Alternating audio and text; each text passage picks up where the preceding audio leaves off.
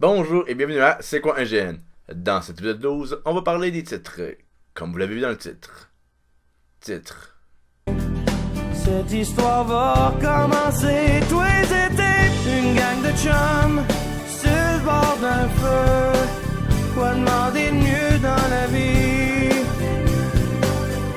Quand je vous vois, je souris. Je suis content de vous connaître et de faire partie de vos vies. Dans les GN, avec du temps et de l'effort, on peut gagner des titres, que ce soit des titres de noblesse, militaires ou religieux. Je pourrais passer tout l'épisode à vous expliquer qu'est-ce qu'un titre, mais je le ferai pas. Pourquoi? Parce que ça me tente pas. Au lieu de ça, je vais vous expliquer comment interpréter un titre et interagir avec eux. Il va donc y avoir quelques conseils en plus d'infos. Chose que je vais commencer tranquillement à faire dans la série, maintenant que j'ai instauré les bases. Commençons.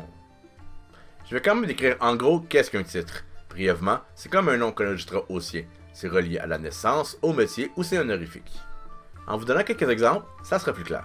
Il y a chevalier, capitaine, baron, roi, évêque, pape, général, et j'en passe. Donc pour la description, ça va être ça. De façon générale, on mérite le titre qu'on a. C'est à force de travail et de patience qu'on acquiert un titre. L'arrivée au pouvoir se fait graduellement en montant les échelons. Donc la première chose à savoir, c'est qu'il y a une hiérarchie. Si vous jouez dans ce genre de titre, connaître la hiérarchie est essentiel. Les gens connaissent généralement les extrêmes, donc le plus haut et le plus bas, et le nom des titres, mais pas nécessairement le rang dans la hiérarchie. Si les titres militaires et religieux ont pas ce problème, vu qu'on utilise les termes modernes, ça peut être différent pour la noblesse, du moins pour nous au Canada. Un petit tour sur Wikipédia avant le GN et le tour est joué.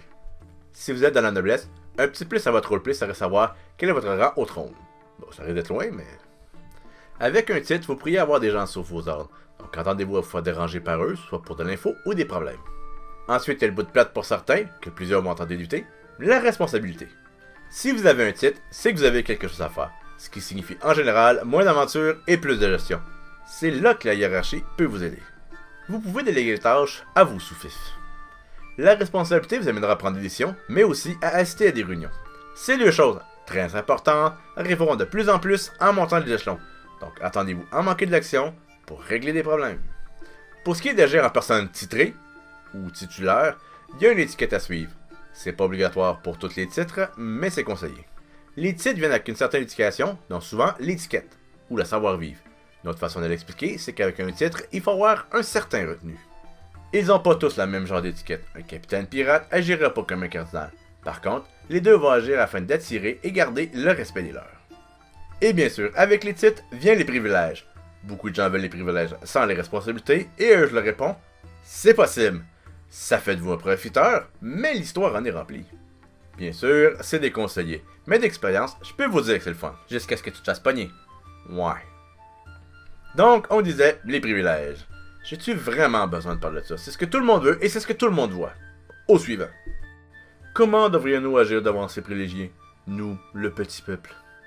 La première chose, c'est de savoir sa place dans la société. Si vous croyez ne pas faire partie de la hiérarchie, donc que vous pouvez les ignorer, c'est faux. De 1, la majorité des hiérarchies prennent en considération les hors-castes. De 2, c'est pas fin de les ignorer. Sérieusement, normalement un titre mérite le respect même s'il n'y a pas autorité sur vous. Si vous êtes sous les ordres de quelqu'un, suivez la ligne de commandement. Allez pas voir le plus haut placé directement.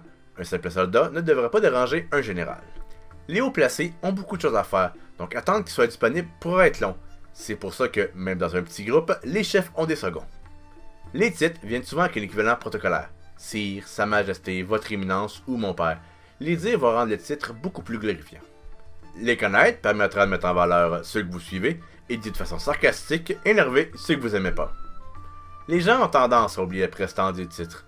On se voit tous égales en tant que joueurs, mais dans la vraie vie, la prestance des hauts placés est présente.